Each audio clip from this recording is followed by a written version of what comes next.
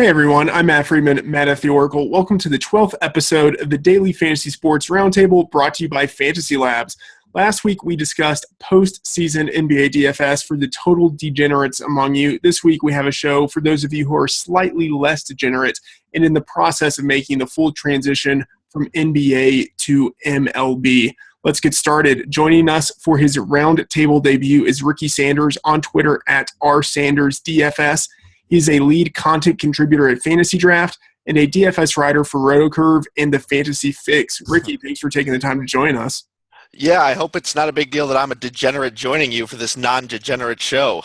No, I mean, we're all degenerates. It's just a show for the people who are slightly less degenerate, you know what I mean? So you're in good company here. Well, thanks for having me. Yeah, it's good to have you on. And then returning to the Roundtable for his first appearance since, I believe, episode 2 is John Daigle at Not J Daigle. He's a DFS writer for FantasyLabs. John, what was it like not to be on the show for months at a time? Pete wants to know.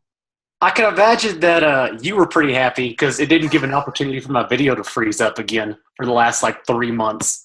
But I do miss the chalkboard in the background. I've moved since then. I live in Colorado now. So I'm still trying to establish an area of where to hang the dry erase board and start posting backwards notes again. But until then, you will have to work. All right, well, it's good to have you back on the show. And then finally on the Roundtable, we have my basically unofficial co-host, Peter Jennings at CSURAM88. He's a co-founder of FantasyLabs, an ESPN contributor, a DraftKings analyst, and the father of GPP Dragons. Peter, how are you settling into your role of Roundtable wingman? Oh, I'm loving it. And Ricky, don't worry. I'm the most degenerate person on this podcast by far. Everyone knows that. And, we got a lot of good stuff going on today. The NBA playoffs, NHL playoffs, baseball's in full swing, getting ready for golf.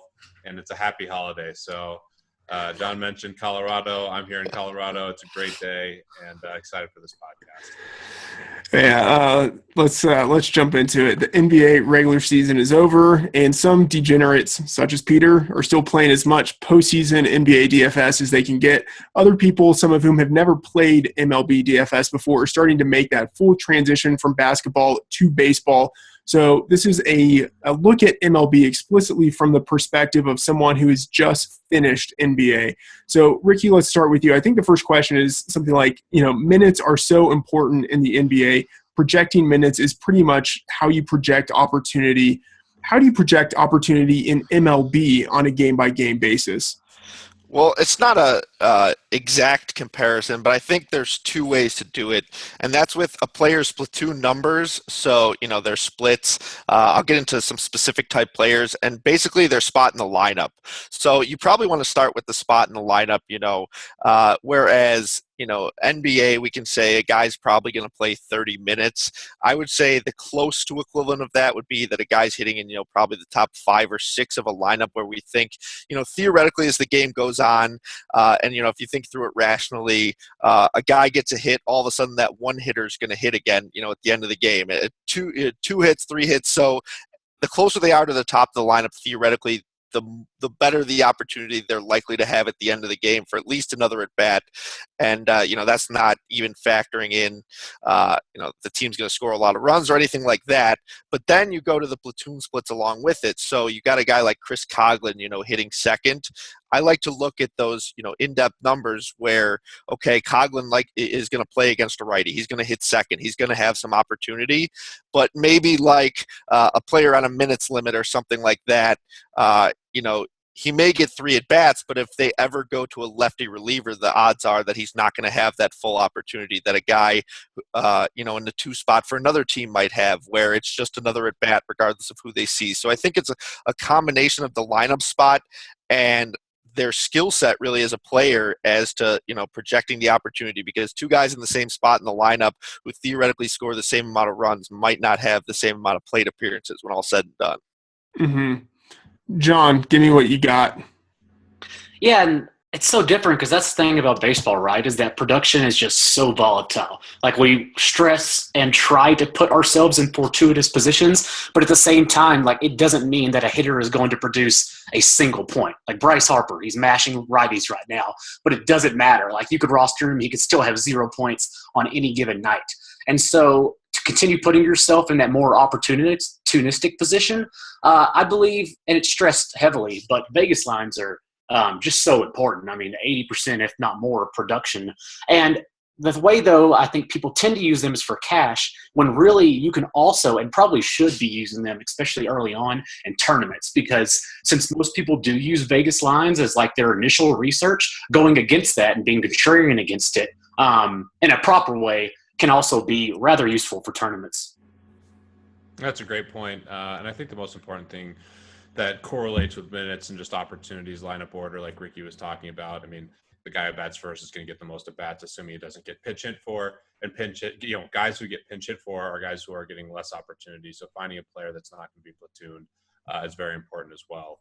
Obviously, some guys are split-specific guys who will come in. They're in a great spot. Maybe they mash lefties like a Ryan Rayburn or something like that, and they could get pinch hit for down the stretch. But kind of the way the opportunity cost of that, if they're really cheap, which they normally are, if they're a splits, kind of platoon player. You can take advantage of that and play them in tournament types situations. But in cash games, you really just want as many guaranteed at bats as you can get, especially right now since the two main sites don't have negatives for hitters. So the best way to get opportunities is just taking guys at the top of the order.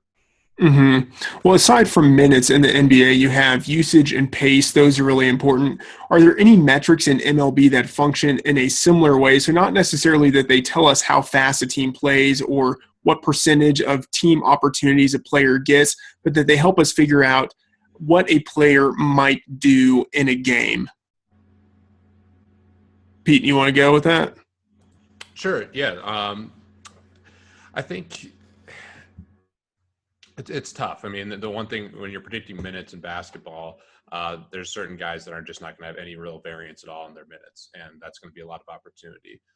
In baseball, obviously the top of the order guys still are going to get the most opportunity, but it's not. The difference is just so much smaller than a guy who's starting and getting all the minutes versus a guy off the bench. So it's a challenge. It's just they're a lot different, and variance makes it a lot different as well. So I'm sure we'll talk about a variety of other things that you can do to put yourself in a situation to have more opportunity, but it's definitely a lot different in basketball in that regard. Mm-hmm. John, I guess here's the question. So if, as Pete's saying, the difference between the productivity or the opportunities you'd be expecting from the guy batting 1 to 2, 3, or 4, that's very different than what you'd be expecting from like a ball hog on an NBA team. How do you kind of parse those differences? How do you take them into account? Yeah, and that's the thing, as I was discussing earlier, it's just so volatile. Like, it's just minutes. We have an average for minutes in NBA, but at the same time, like, we have batting average, but that doesn't mean that player is going to do that on that particular night. And so hitters, I think it's a bit tougher. As for pitchers, though, I think a metric that's pretty consistent that is right under everyone's noses is salaries. Pitcher salaries are so important. I mean, they're basically based on Vegas lines and production for a reason. And just looking at, let's say, pitchers with a salary of $10K, just using our trends, like that already shows you're just priced at $10K. You have a plus minus of 1.54, $11K, 2.3. To over 12,000, and at 12,000 would be a plus minus of 3.1. So like that's right under everyone's noses. So I would say, yeah, that pricing actually, we know it matters, but I think it's pretty consistent too, especially for pitchers. Yeah, and I would argue that, and maybe I'm oversimplifying this, but for baseball, that the pace would be, the implied total runs for the team or the over-under of the game. Because if you think, guys are going to be involved in a higher scoring game, then naturally, there's going to be more opportunity for production. And that's kind of the equivalent for me in the NBA with pace. If they're getting up and down the floor, there's going to need to be either certain staples on the roster scoring a ton of points, or the points are going to need to be spread around. So for me, the pace of MLB is the Vegas projection, and I think you can kind of go from there. You can either agree with it or disagree with it, but that's where I would get what I consider to be the projected pace for baseball. Mm-hmm. Yeah, it's just such a hard thing to explain since it is so volatile. That's why I think we're all kind of quieter and struggling with it. Well, okay, let's transition to something like efficiency. So in the NBA, you have player efficiency rating. That's the go-to efficiency stat. For MLB, what are the efficiency stats that you think people should pay attention to, Pete? So I think it's a little different. I do think that there's some key stats and things that you can kind of look into to identify, outside just the raw numbers, how players doing. Specifically for let's take a pitcher for example. You can look at their raw strikeouts and how many fantasy points they have. But one thing you can kind of look to see how efficient they are, I guess, at getting strikeouts would be their K per nine. And strikeouts are really important on both DFS sites. So that's something that I'm looking for as well. And then kind of different in baseball is you're really looking at splits more so than any other sport. Especially handedness. WOBA is a stat that we have on FantasyLabs that I weight pretty heavily. The players' WOBA, basically they're weighted on base for specific handedness. I think it's a really good statistic for hitters. Ricky, what do you think? Yeah, I think for baseball, basically all the stats kind of combine to give you the overall skill set of the player. There's not, I mean, they try and make a WAR stat, but that's more so for real baseball. So for, the daily fantasy game, I think you look at stats like WOBA, stats like isolated power for some of the power hitters. I think you take pretty much every statistic you could get and you kind of group it into an overall player efficiency rating. You can even take stolen bases into consideration, stolen base attempts, things like that. So there's not one single metric for me, but I think that all the metrics combined together can kind of give you an idea of a player's skill set. Yeah, the metrics are, and that's the thing with baseball. It's just never ending. It's like once you start looking into data for MLB, it's just YouTube. I mean, it just goes on, and it's never ending black hole. You can literally never have enough. But I do like what they're saying. I think per nine stats and percentage stats, like K percentage for batters and pitchers, especially pitchers, are just so important and crucial to look at every single night before you begin your research, especially opposing percentages. So a pitcher's home runs per nine allowed, and then you can look at a batter's who might be facing that pitcher, his home runs per at bat. All of that absolutely matters. Well, here's a quick follow-up question. So Ricky had just mentioned looking at ISO for power hitters. Do you find that there are particular types of metrics that work better for some types of players versus others? Are you talking to me? Yeah, whoever wants to answer it. That was a jump ball. Someone can go get it. Yeah, I'll start with it. I think ISO for those power hitters is where you want to go there.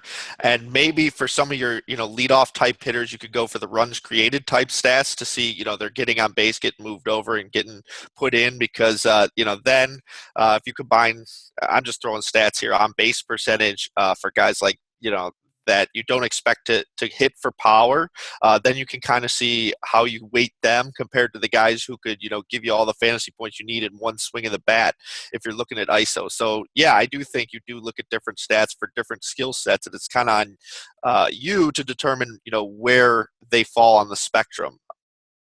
Yeah, I definitely think that that's the case, and you're trying to identify different situations for different types of players. So if you're looking for a power hitter, like Ricky was saying, you can look for someone with a high ISO facing a pitcher who might give up a lot of home runs in a park that is conducive to hitting home runs. That's a great way to identify a power hitter. For a speed player, you want to find someone who's going to get on base, ideally at the top of the order of a good lineup that's projected for a good amount of runs. Then in addition to that, you can look at how well the pitcher and catcher do against opposing base runners. So you take a look at different things based on the type of player, and I think that's something that's different in baseball than other sports. Agree entirely, especially against set-handedness. Most players shine at a particular spot with a particular number, so that we tend to weigh WOBA and ISO heavier than the most metrics. You still need to look at each and every situation for those stats. All right, so Ricky, earlier you mentioned peripheral points, like maybe looking at things like stolen bases, right? So in the NBA DFS, peripheral points are very important, right? You can get rebounds, assists, steals, blocks. In MLB, there's really only sort of like one source of peripheral points, and that's stealing bases. So how do you transition from a sport in which there are lots of ways to get points to a sport in which there's really, for most people, only one way to get points, and that's to get on base? Well, I look at it from kind of a probability standpoint now. I look at different talent types, kind of like for NBA. So, for NBA, the pure shooters are on most occasions left for tournaments, right? Because for them, like we're kind of saying here, there's really one way for them to get it done, and that's if they're having, a hot shooting Klay Thompson 39 points in a quarter type game. Where to me, in baseball, it's kind of the same way. Where the hot shooter types that are, all boom or bust are the power hitters, the Chris Carters of the world, the guys who we've been kind of talking about, the Mark Reynolds. Whereas there are other guys with high on base percentages, high batting averages, at least in certain splits, that at least feel safer. Now, again, it's volatile. You never really know. But I think that there are different types of skill sets. And we know in NBA, the guys who are going to get you the blocks, steals, assists, things like that, if they play big minutes, we feel pretty good about their floor. And the same's kind of said for a guy hitting towards the top of the lineup that we think is going to, get on base more, hit more, things like that. So I think average versus, the guys who are pure power is kind of how I differentiate there between the safety and the kind of tournament-only type guys. And I think that's how it equates to NBA. John, do you have any thoughts there? Yeah, so we can try to protect stolen bases, but that, maybe even more so than other stats, is just so hard to pin down. So what I don't think enough people do actually is look at catcher defensive metrics. How often like a catcher actually tends to catch a base runner. For instance, let's take I think Brian and Jay just a few podcasts ago were talking about Hank Conger and how he's so bad defensively, and he was starting against Rajai Davis or something like that. And of course, like he went for 2 or 3 stolen bases that evening. And it's because Hank Conger basically doesn't even throw the ball. He just catches it and holds on to it. He just gives up every time a runner goes. And so looking at things like that have a better chance of showing you a player's performance on the bases potentially, rather than just looking at his raw steals per game or whatever, because it's all about opportunity. Mm-hmm. Right, and even more important than the catcher is the pitcher, and I don't think enough people know that the pitcher actually gives up more steals than the catcher once you get to the major league level. So finding the guys like Lester for a while was really bad at holding runners and had a slower delivery and was giving up a lot of stolen bases. So identifying pitchers that are more likely to give up stolen bases and then matching that up with a speedy guy who's opposing that day makes a lot of sense. Mm-hmm. All right, John. So in MLB, the big division is between pitchers and hitters in terms of player types. In NBA, the division is just between the 5 different positions, right?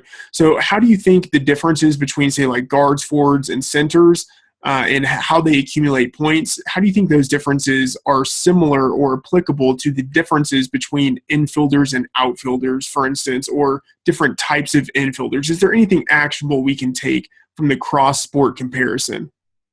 Well, we're prioritizing home runs, right? Like that's what we're looking for in every hitter. And so when, let's say, a shortstop or an infielder, second base or shortstop, who are mostly not known for their power hitting, like if someone's batted ball distance that we have at FantasyLabs is further than others at his position, then that's certainly something that stands out to me. Yeah, like I said, they all potentially, like some are better base runners, some have more power and whatnot. But, if his metrics stand out and show that he's better at his particular position than others, then of course that's where I'm looking first, especially if he's in the top 3 or 4 of the lineup. That's also opportunity cost. So that's what we want as well. Right. And you hit the nail on the head right there. I think that's a really important aspect in baseball, is just identifying all those different variables that you think are important, and hopefully you can check the box on a player. So in the NBA, you're looking at a guy and you're like, okay, he's got this many minutes, his usage rate is this, he's an up-tempo game, boom, love the play. In baseball, you're really just trying to figure out, okay, what type of player am I looking for? Is it a speed guy? Is it a home run guy? Is it a combination, whatever? And then what, for their skill set, how do they match up? How's the park? How's the pitching matchup? How's the running situation? And, what John said there at the end, if they all line up and then they're in the top 3 or 4 in the order, boom, you found a great play for the day. Mm-hmm. Actually, here's a quick follow-up on that, Pete. So I mean, as you mentioned, like it sounds so simple right there, but I imagine it's rare to find enough guys in any given slate where things line up that perfectly. So when you do have to make decisions prioritizing one factor over another, what do you tend to go for? So for me, I just tend to prioritize, a very simple system is just take guys to the top of the orders of teams that are expected to score the most runs. And that's a cash game strategy that you can employ. Obviously, there's a lot more that goes into it, splits, the situation. But if you want a very dumb it down basic system, if you're teaching your mom how to play DFS, you would say, hey, look at the lines, look at teams with the highest team totals, and try to get the most players in the top of the order of those teams. And I think that's something that you can really keep in the back of your mind as you're building lineups, is just at the core of it. Are you taking guys who are in, run scoring environments where there's predicted to be a lot of runs, and are they at the top of the lineup? Are they in a position to get a lot of opportunity? And that's generally what you want in players. And it sounds simple, but that's really what it is. There's even I won't give away the name, obviously, but there's a shark out there that for his cash games uses, I believe, only top of the order guys. And I mean, only first batters, leadoff batters. So, that's really what it is, looking for that.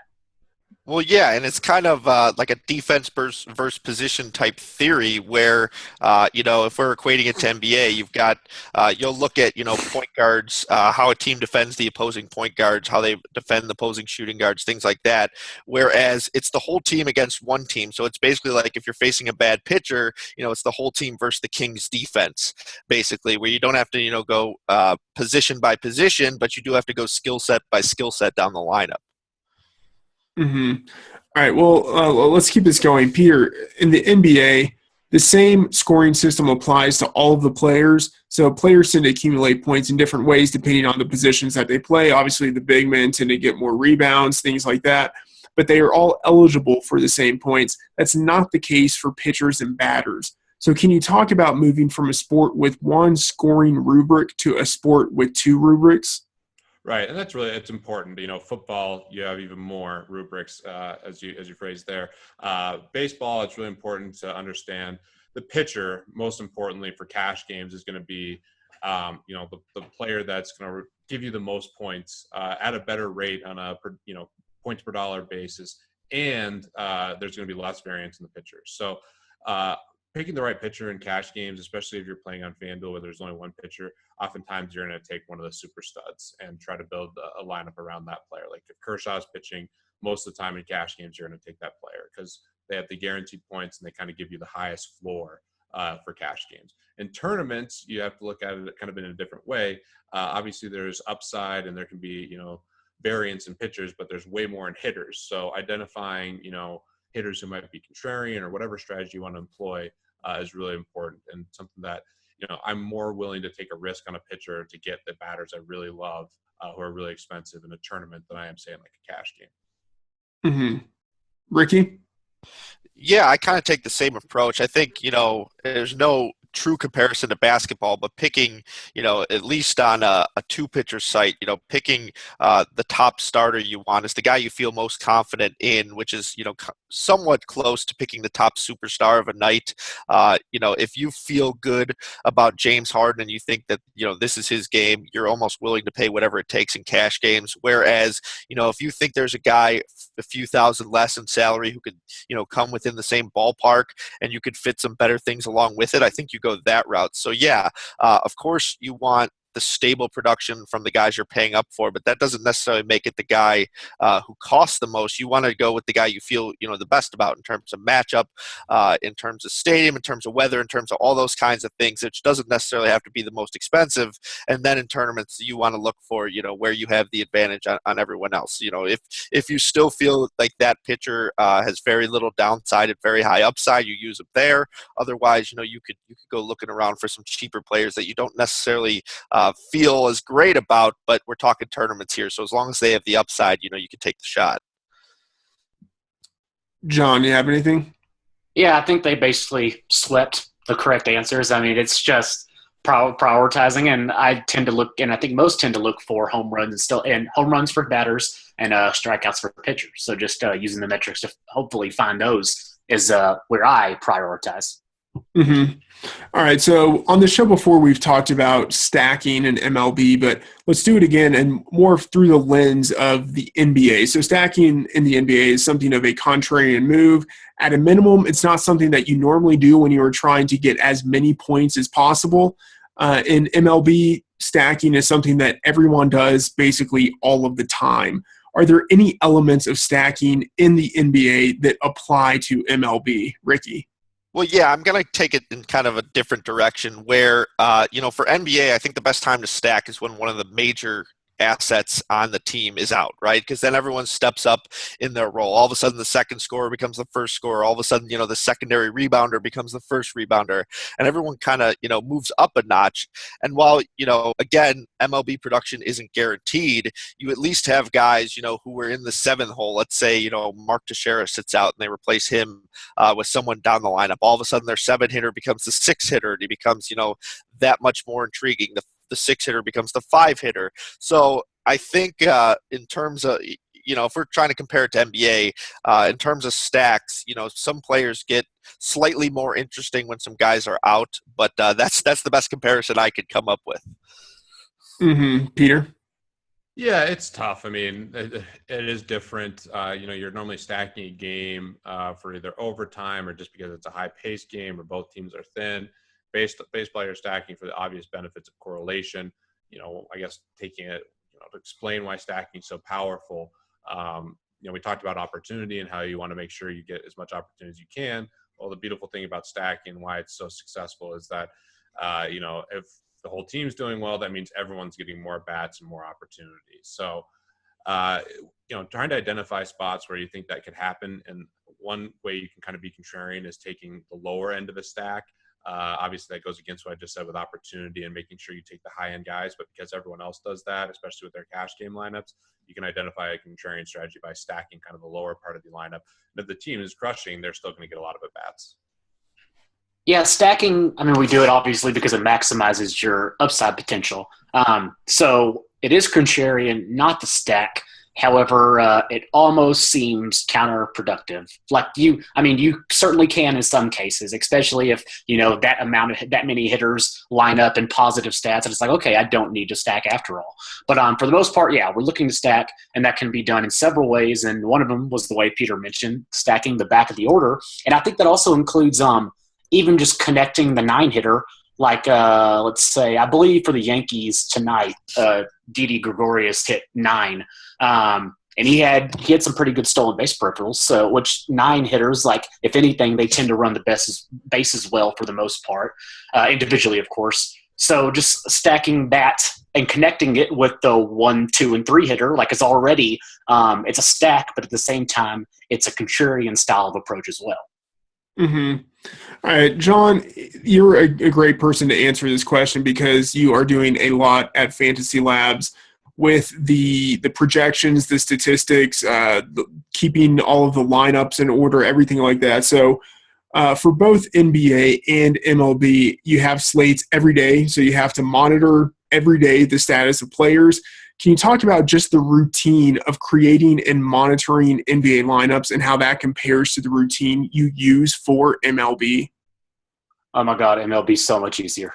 It's just such a breath of fresh air is what MLB is. Because NBA, of course, everyone knows, like, you have to stick around your computer, like you have to be a terrible father and put your kid in the bath like earlier because you have to be around for lineup locks. Like you can't miss a lineup lock. Whereas in MLB, like, yeah, sure, the lineups like lock eventually, but one, they lock earlier in the day. And with all these early starts, we're getting lineups in like at 6 a.m. The tweets come out sometime as we're doing it on our Twitter account. So, yeah, it's just like most of the time we know who's going to be in the lineups. There are obviously rest days to factor in. But as we go along into the season, we also know that certain players tend to sit on certain days. So I would say that although it's still, you have to adjust your approach and look through all the players and whatnot and do your research as you do with every sport, it's still just so much easier, the routine. Ricky? Yeah, it's just not quite as nerve-wracking. I mean, you don't feel as though you need to be staring so hard at your screen that you'll stare right through it, at lock time.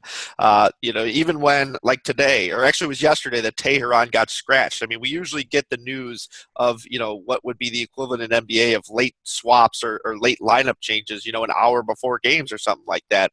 It's very rare, although it does happen, where after, say, a lock on a FanDuel, you'll get so-and-so sitting because of a sickness. But, I think as long as you monitor lineups throughout the course of the day, You don't have to be scrambling at the last second because so-and-so's sitting or anything like that.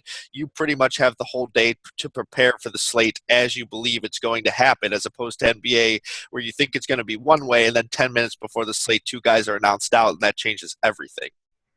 Yeah, like even today, Brett Gardner and someone else for the Braves, I believe, was scratched. But that news was announced 2 hours before actual like a lineups locked, and then the teams literally just immediately after set the new lineup. It's like, okay, here's the updated lineup, and so that already gives you, even after an update, still 2 hours to set your lineup. I've seen Pete set lineups; he doesn't need 2 hours. He's going to do great. It's okay. I hope that's true. Yeah, I mean, baseball is nice. You don't have to set as much time, and you certainly don't have to be laser focused right before lock. Making sure you have all the news accounted for. If you've set your lineups, 40 minutes before and nothing's changed with the lineups, you can feel really good about the situation. The only thing I guess you would want to monitor more is weather. And then, of course, on Sundays, oftentimes when the Rockies are at home, you might be sweating their lineups. But for the most part, it's pretty relaxing, and it's really nice as a DFS sport in that regard. And do yourself a favor, get outside. It's the summer. Enjoy yourself. That's the nice thing about this, DFS season.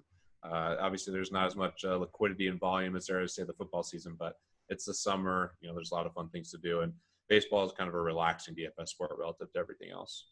Mm-hmm. All right. Well, sometimes in the NBA, especially regular season, and also now, right, you get those small slates. I think that full slates are pretty straightforward, but the smaller slates are more complicated because of the limited player pool. Is playing a small NBA slate comparable in any way to playing a small MLB slate, Pete? Yeah, I mean, they're similar in that there's, limited player pool, but I like playing the baseball smaller slates. Oftentimes there might be a little bit more variance in lineups. In basketball on the small slates, there's very clear value plays and everyone plays them. In baseball, say there's a game that's projected to be very even, no team is very favored. Oftentimes you'll see players take batters from opposing teams. So I like there's a little bit more variance in lineups in the shorter slates in baseball, and certainly opportunities to be contrarian as well, which has a lot more value in baseball than, say, NBA. If you're taking contrarian players on a small slate, in basketball, a lot of times you have to take some pretty crappy players. In baseball, even if one player is projected a lot better, it's still one game of baseball where there's so much variance. And, if you take the guy at 5% versus the guy who's like, say, 60%, which could easily happen in a short slate, you'll be in a good position. Mm-hmm. Ricky? Yeah, I mean, I like the smaller MLB slates because I think it's not as straightforward that you just go with an all-out stack. Whereas you look at the tournament winners in some of the larger stacks, you're probably going to want to have as many as you can from one team. Whereas let's say you have a 3-game slate, you kind of got to really be on top of things in terms of what hitters from what lineups are going to get it done, kind of like Pete alluded to. And it's kind of the same way in NBA, whereas, you could go with a stack of a game that you think is going to go into OT on a larger slate, but then you really got to find that bench player who's going to come off and get it done if you want to finish at the top of tournaments on a smaller slate. So I kind of like it in that facet. John? Yeah, the contrarian approach obviously is so much better in baseball because, as we've stated throughout this podcast, someone can go 4 for 4 and the next night go 0 for 4. So when a player we know is going to be owned heavily, it just makes complete and total sense to just not use that player in tournaments. Like, it's just fine. You don't need to for that one night, and that's the contrarian approach.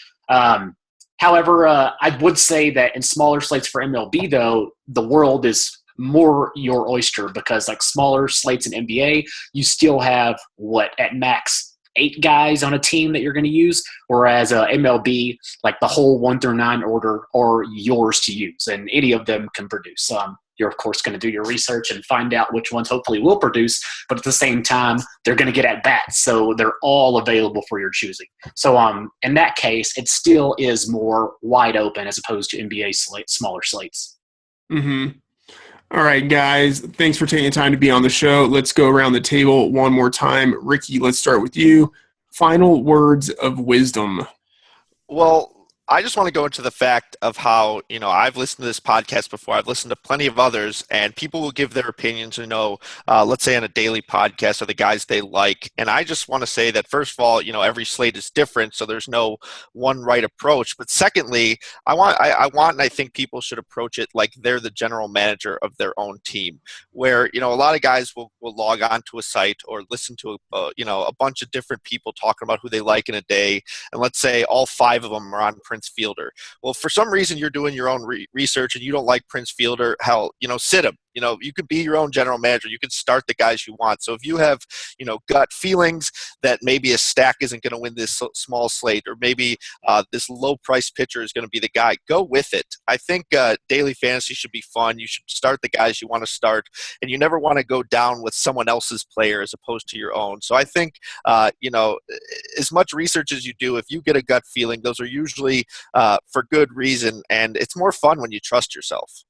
Mm-hmm. Good stuff there. And I agree. And in the end, you are the person who has to make the decisions. And so you want to be the one who ultimately trusts the research that you're doing. John, quick question. Are you still flying blind over there? You can't see the screen or any of us? I absolutely have not seen any of y'all tonight. Well, I want to say you've done very well for not being able to look at the 3 of us. I don't know how you were able to do it, but final thoughts. I would first like to thank my internet for not blowing up in this video, and therefore hopefully having more invites to join this podcast from now on, rather than pissing you off, Freedman. And then also I would just like to welcome everyone to tune in again next week when Pete hosts, or when Pete is a guest for the 78th time in a row. That should be fun. I just want to say that I bet the prop that John was going to thank his family first, but he went with his internet, so I'm a big loser on that one. Always God. You always bet God for the first things. Actually, here's the thing.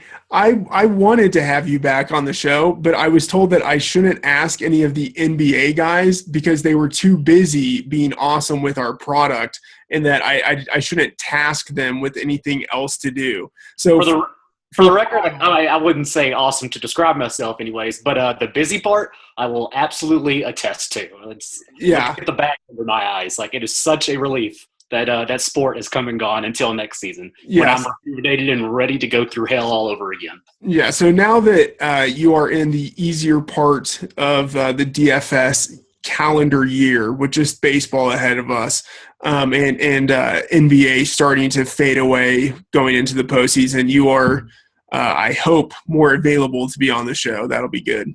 Yeah, I even had time to go to a concert last night. Went to a Method Man at Red Rocks because, as we know, white journalists under 30 only listen to rap, whereas over 30 you only listen to Bruce Springsteen. So it was a really good show. And Red Rocks, that's a great venue for that show too. My first time, by the way. And Method Man and Joey Badass was the absolute perfect show to see. Yeah, Red Rocks is fantastic. All right, Pete, final words of wisdom. Wow, I just got so jealous at the end of this pod. Love Red Rocks. I actually worked selling beer at Red Rocks for 7 years. So my old job was selling beer. So, it's a great day here in Colorado. I'm reminiscing about selling beer, and we just talked a lot about baseball, which I'm excited for. So enjoy the summer, and hope to see a lot of FantasyLabs subscribers win a bunch of money. All right, guys. Yeah, if we ever venture out beyond fantasy research and whatnot at FantasyLabs, the first thing I would want would be the little drop tunes cartoons where it's like the Ricky Gervais show on YouTube or whatever, where it's animated. And then I would just want to animate Pete's story of his first entrepreneurship of selling beer around Red Rocks. Oh, it would get here. I'll end the podcast on this, but no. When I was 18 years old, when Widespread Panic comes to Red Rocks, I would make well over $1,000 a night selling beer. How crazy is that? Insane. It is. I'm the only beer vendor from Red Rocks to have quit in the last 15 years, or at least a year ago. But good news is I'm happy I'm not doing that job just because I wouldn't be able to now with the Achilles. And did you buy a beer from a beer vendor? I went to, funny story, not to get into more stories, but we're tilting Matt right now. We're just going on this huge escapade about I had a DraftKings sweatshirt on. And the vodka lemonade stand owner, or the guy working behind it, actually recognized me. I have no idea how or why. And that led to a immense overpouring. Just insane. I was not an adult. Let's say that. Excellent. Did he ask you if you are not John Daigle? He did not do that, but he certainly knew FantasyLabs, and he certainly knew all of us, so that was pretty cool. Outside of 75% vodka, the rest lemonade. Outside of that, it was awesome. All right, that is awesome. Guys, thanks for being on the show. I appreciate you taking the time out of your busy concert-going schedule. We've been speaking with the three-man stack of Ricky Sanders, John Daigle, and Peter Jennings. You can follow them on Twitter at rsandersdfs, not jdaigle, and CSURam88. And you can follow me on Twitter at MattFTheOracle. I'm Matthew Freedman, and this has been the Daily Fantasy Sports Roundtable brought to you by FantasyLabs. Thanks for tuning in.